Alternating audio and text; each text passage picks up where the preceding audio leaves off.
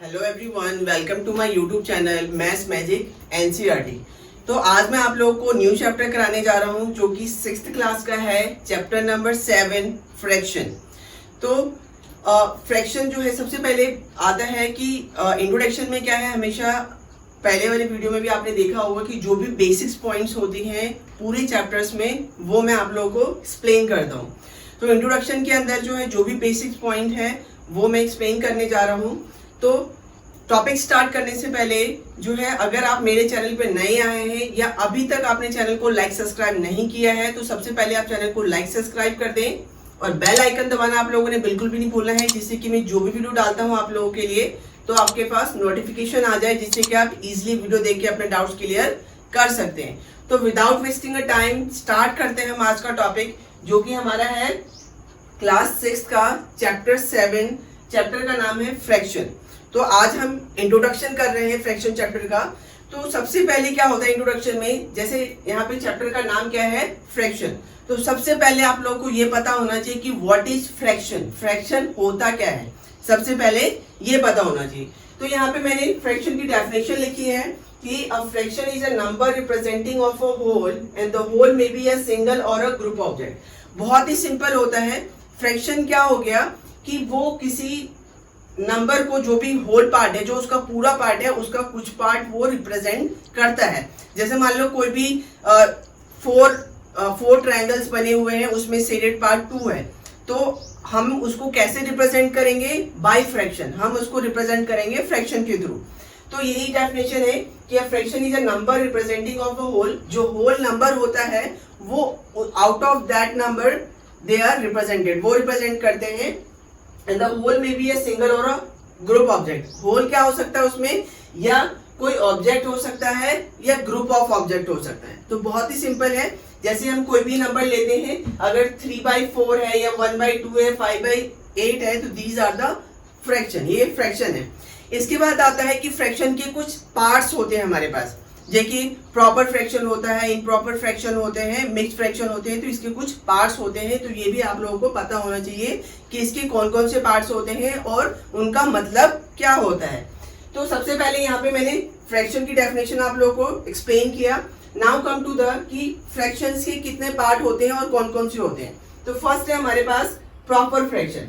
अब सबसे पहले क्या आता है कि प्रॉपर फ्रैक्शन क्या होता है, कि in a proper fraction the numerator is less than the denominator. हमेशा क्या होगा प्रॉपर फ्रैक्शन में, जो न्यूमरेटर है वो हमेशा छोटा होगा ऐसा कंपेयर टू द डिनोमिनेटर। आप लोगों को पहले ही पता है कि अगर ये फ्रैक्शन है 3/4, तो इसमें 3 जो है वो न्यूमरेटर है, 4 जो है डिनोमिनेटर है। तो बहुत ही सिंपल है कि अगर कोई भी हमारे पास फ्रैक्शन है, उसको आइडेंटिफाई करना है हमें कि वो इम्प्रॉपर फ्रैक्शन है या प्रॉपर फ्रैक्शन है या इम्प्रॉपर फ्रैक्शन है।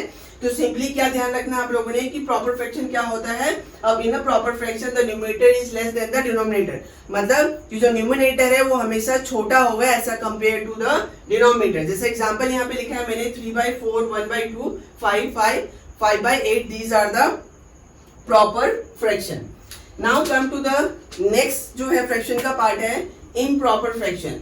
एक प्रॉपर फ्रैक्शन होता है, एक इम्प्रॉपर फ्रैक्शन होता है। अब इम्प्रॉपर फ्रैक्शन में क्या होगा, जस्ट अपोजिट टू जो प्रॉपर फ्रैक्शन में होता है उसका उल्टा जो है इम्प्रॉपर फ्रैक्शन में होगा।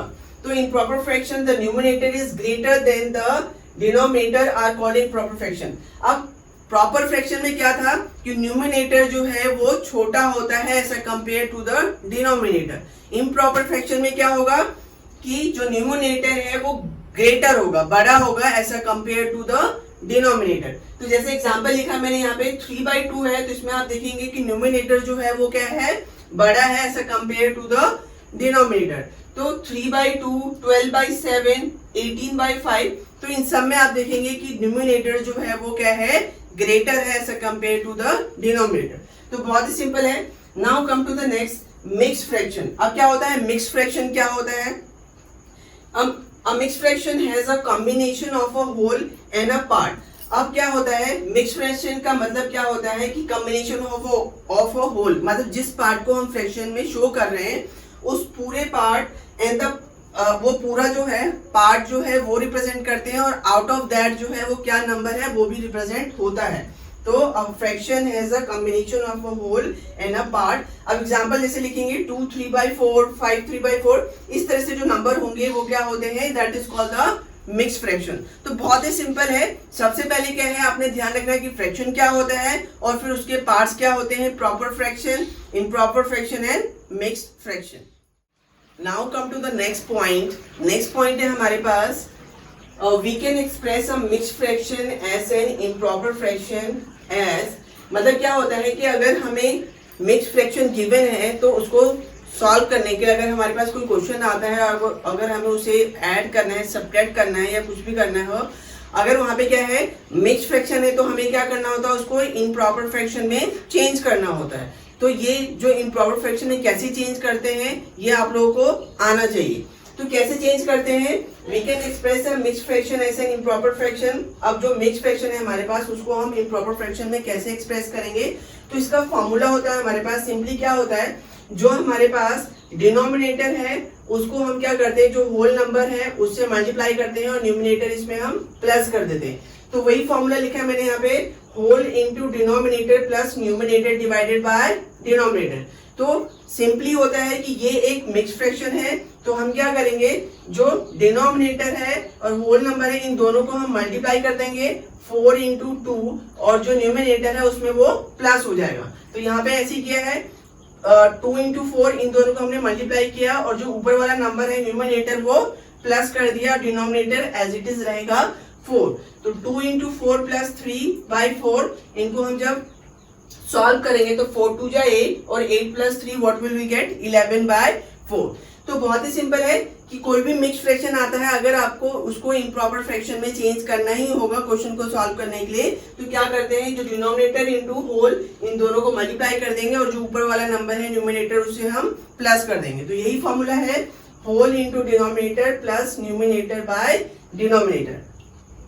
Then now come to the next point है हमारे पास, इक्विवेलेंट फ्रैक्शन। अब इसी में क्या होता है कि इक्विवेलेंट फ्रैक्शन क्या होता है, fraction are representing the parts taken from the total numbers of part. Equivalent fraction होता है कि कोई भी हमारे पास क्या है, अब जैसे मैंने यहाँ पे एग्जांपल लिया कि यहाँ पे ये एक बॉक्स है, जो बॉक्स है इसके अंदर अगर बॉक्स देखें आप तो टोटल नंबर ऑफ बॉक्स कितने हैं पहले वो काउंट करेंगे। तो 1 2 3 4 टोटल नंबर ऑफ बॉक्स जो है वो 4 है और इसमें जो शेडेड पार्ट है 4 में से जो शेडेड पार्ट है वो कितने हैं, 2 है। तो इसको अगर हमें फ्रैक्शन में रिप्रेजेंट करना हो तो हम कैसे करेंगे, 2/4।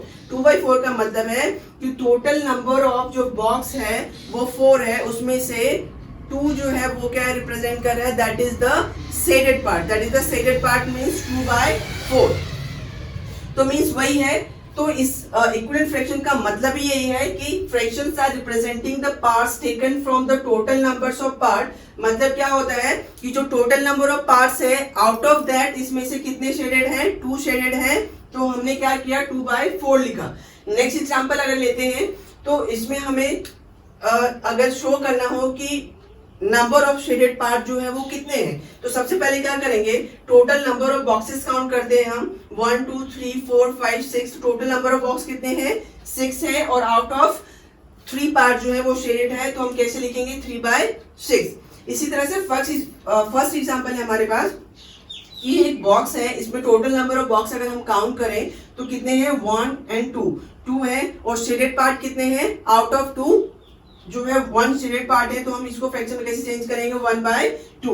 तो यही मतलब है सेंटेंस का कि fraction are represent the part taken from the total numbers of part. मतलब कि जो टोटल नंबर ऑफ पार्ट्स है उसमें जो शेडेड पार्ट है वो हम रिप्रेजेंट कर रहे हैं, तो that is the equivalent fraction. तो ये मतलब एग्जांपल है समझाने के लिए मैंने आपको ड्रॉ किया यहाँ पे कि these are the equivalent fraction. ये क्या है, इक्विवेलेंट फ्रैक्शन है 1/2, 2/4 एंड 3/6। तो बहुत ही सिंपल है कि कोई भी यहाँ पे नंबर्स ऑफ बॉक्स या कुछ ऐसे गिवन है, उसका क्या करता है कि जितने भी शेडेड पार्ट है वो टोटल नंबर ऑफ बॉक्सेस, जो टोटल नंबर ऑफ बॉक्सेस है उसमें से कितने शेडेड है वो शो कर रहा है, that is called the equivalent fraction. Now come to the next point. Next point है हमारे पास to find an equivalent fraction. अब क्वेश्चन आता है आपके पास कि हमें क्या करना है, इक्विवेलेंट फ्रैक्शन फाइंड आउट करना है, तो हम कैसे फाइंड आउट करते हैं। सपोज दैट हमारे पास क्वेश्चन आ गया है कि to find an equivalent fraction with numerator 1 है या 5 कुछ भी पूछा जा सकता है कि मतलब हमें इक्विवेलेंट फ्रैक्शन निकालना है जिसका न्यूमरेटर कितना होना चाहिए, 20 होना चाहिए, 12 होना चाहिए, कुछ भी आ सकता है। तो आपको पता होना चाहिए कि इक्विवेलेंट फ्रैक्शन कैसे फाइंड आउट करते हैं। To find an equivalent fraction of a given fraction you may multiply or divide both the numerator and denominator of the given fraction by the same number। मतलब क्या होता है कि equivalent fraction निकालने के लिए जब आएगा तो आपको डिवाइड भी करना पड़ सकता है और मल्टीप्लाई भी करना पड़ सकता है। क्योंकि क्या होता है कि अगर सपोज जैसे मैंने एग्जांपल लिखा है 4/2, अब यहाँ पे क्वेश्चन आता है कि हमें वो इक्विवेलेंट फ्रैक्शन निकालना है जिसका न्यूमरेटर क्या होना चाहिए, 20 होना चाहिए। तो अगर हमारे पास जो फ्रैक्शन नंबर है वो 4/2 है तो ये अंडरस्टूड है कि जब हम इसको 5 से मल्टीप्लाई करेंगे then we will get the 20, तो ही हमारे पास 20 वैल्यू आएगी। तो दैट्स व्हाई हमने इसको मल्टीप्लाई किया। इसी जगह पे अगर हमारे पास यहाँ पे उल्टा होता, सपोज दैट यहाँ पे 20/10 होता सपोज दैट, और हमें बोलते कि न्यूमरेटर क्या होना चाहिए, 5 होना चाहिए, तो उस कंडीशन में हम क्या करते हैं, उसको डिवाइड करते हैं जिससे कि न्यूमरेटर क्या आ जाए, 5 आ जाए। तो वो हमने डिसाइड करना होता है कि हमें मल्टीप्लाई करना होगा या डिवाइड करना होगा, वो क्वेश्चन के ऊपर डिपेंड करता है। तो सिंपली क्या होता है कि आपने ये ध्यान रखना है कि इक्विवेलेंट फ्रैक्शन को निकालने के लिए हम क्या करेंगे कि जो नंबर पूछा गया है वो नंबर लाने के लिए हम सेम नंबर से न्यूमरेटर डिनोमिनेटर को दोनों मल्टीप्लाई कर दें। तो वही है यहाँ पे कि to find an equivalent fraction of a given fraction you may multiply और divide both the numerator and denominator of the given fraction. जो भी हमारे पास गिवन फ्रैक्शन है उसको हमें मल्टीप्लाई या डिवाइड करना पड़ सकता है वो नंबर लाने के लिए। Then now come to the next point. Next point हमारे पास simplest form of a fraction। अब क्या होता है कि simplest form of fraction क्या होता है। क्वेश्चन आपके पास आ सकता है कि find the simplest form और lowest form। These are the same thing। मतलब क्या होता है, lowest form बोला जाए या simplest form निकालने के लिए बोला जाए, दोनों एक ही चीज होती है। तो क्या होता है, सबसे पहले सिंपलेस्ट फॉर्म का मतलब क्या होता है, a fraction is said to be in the simplest or lowest form if its numerator and denominator have no common factor except 1। अब क्या होता है कि सिंपलेस्ट फॉर्म की डेफिनेशन जो मैंने यहाँ पे लिखी है, इसका मतलब होता है कि fraction is said to be in the simplest form or lowest form. हम कोई भी फ्रैक्शन को simplest form or lowest form कब बोलते हैं, जब if its numerator and denominator have no common factor except 1। जब उसका numerator denominator के अगर हम common factor निकालें तो उसका 1 ही आएगा, उसके 1 के अलावा कुछ नहीं आ सकता common factor। तो वो क्या आ गया, simplest form आ गई। तो यहाँ पे मैंने एग्जांपल लिया, जैसे 36/54 है, हमसे क्वेश्चन पूछा जाता है कि जो 36/54 यहाँ पे फ्रैक्शन गिवन है, इसका हमें लोएस्ट फॉर्म या सिंपलेस्ट फॉर्म निकालनी है। मैंने पहले बताया कि these both things are the same. दोनों चीजों का मतलब एक ही होता है, सिंपलेस्ट फॉर्म बोले या लोएस्ट फॉर्म बोले एक ही बात होती है। तो 36/54 है, तो हमें इसका क्या करना है, सिंपलेस्ट फॉर्म निकालना है। तो मैंने डेफिनेशन बताई कि हमें क्या चाहिए होता है कि हम इसको डिवाइड करेंगे या कट करेंगे टिल जो कि उसका न्यूमरेटर डिनोमिनेटर जो आएगा उसका अगर हम कॉमन फैक्टर निकालें तो उसका सिर्फ 1 कॉमन फैक्टर आएगा एंड एक्सेप्ट इटसेल्फ, जो वो नंबर होगा उसका कॉमन फैक्टर आएगा। तो यहाँ पे क्या किया मैंने कि 36/54 का मुझे लोएस्ट फॉर्म निकालना है। तो मैंने क्या किया, सबसे पहले हमने इसको 2 से डिवाइड किया, स्टार्ट विद 2 से अगर डिवाइड करते हैं तो व्हाट वी विल गेट 18/27। तो अगर हम इसका कॉमन फैक्टर चेक करें तो अगर मैं 18 और 27 का कॉमन फैक्टर निकालूं तो क्या आएगा मेरे पास, तो कॉमन फैक्टर 139। अगर 18 और 27 का कॉमन फैक्टर हम निकालें तो 139 आएगा। और इसके अंदर अगर हम देखें तो 139 ये आंसर नहीं है। क्यों, क्योंकि अगर मैं 9 का कॉमन फैक्टर निकालता हूं तो 139 आ गए यहाँ पे। तो इसमें हम ये देखेंगे कि 139 में हाईएस्ट कौन सा नंबर है, 9 है। अब सिंपली क्या करेंगे, हम इस नंबर को जो 18/27 आया हमारे पास, इस नंबर को जो हाईएस्ट कॉमन फैक्टर आ रहा है उससे हम क्या करेंगे, इसको डिवाइड करेंगे। तो 18 divided by 9 and 27 divided by 9 किया हमने, तो हमारे पास वैल्यू क्या आ गई, 2/3। तो 2/3 को जैसे कि डेफिनेशन में मैंने पहले ही लिखा है कि सिंपलेस्ट और लोएस्ट फॉर्म उसे बोलते हैं जब उसकी जो लोएस्ट फॉर्म है उस डिवाइड करने के बाद जो है उसका जो नंबर आ रहा है, फ्रैक्शन आ रहा है, उसका जो कॉमन फैक्टर आना चाहिए वो सिर्फ 1 आना चाहिए, 1 के अलावा कुछ नहीं आना चाहिए, और नंबर इटसेल्फ। जैसे यहाँ पे 2/3 है, अगर मैं 2/3 के अगर कॉमन फैक्टर निकालो तो सिर्फ 1 ही आएगा, बिकॉज अगर मैं फैक्टर निकालता हूँ 2 का तो क्या आएगा 1 and 2, और 3 का फैक्टर निकालता हूँ तो क्या आएगा 1 and 3, तो इन दोनों में कॉमन फैक्टर क्या आएगा 1। तो बहुत ही सिंपल है कि सिंपलेस्ट फॉर्म उसे बोलते हैं जो कि फ्रैक्शन जब डिवाइड करने के बाद जो फ्रैक्शन हमारे पास बच जाएगा उसका सिर्फ कॉमन फैक्टर क्या आना चाहिए 1 आना चाहिए, 1 के अलावा कुछ नहीं आना चाहिए। तो इस तरह से कर सकते हैं। तो हम लिख सकते हैं कि 2 and 3 अगर हम देखें 2 and 3 का अगर कॉमन फैक्टर निकालें तो 2 and 3 have no common factor except 1, 1 के अलावा कोई कॉमन फैक्टर नहीं आएगा। तो हम कह सकते हैं now we can say that the fraction 2/3 is the simplest form or the lowest form. तो सिंपल है बहुत, हम बोल सकते हैं 2/3 मेरे पास आंसर आ गया तो मैं बोल सकता हूँ कि ये जो नंबर है 36/54 का जो सिंपलेस्ट फॉर्म आया है वो क्या आया 2/3।